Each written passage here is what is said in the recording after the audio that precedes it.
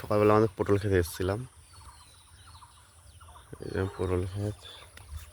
তো আমার পটল তোলা হয়ে গেছে। তা আমাদের কাছে জমিতে একটা জিনিস আছে, তো সেটা সবাইকে দেখাবো, ওই জন্য ভিডিওটা করছি।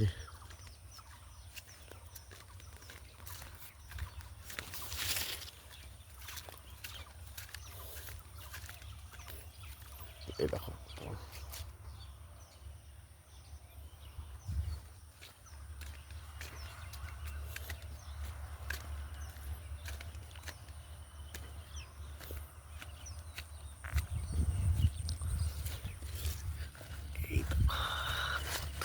কত বড় দেখবে, আরো আছে এখানে, এইখানে, এখানে।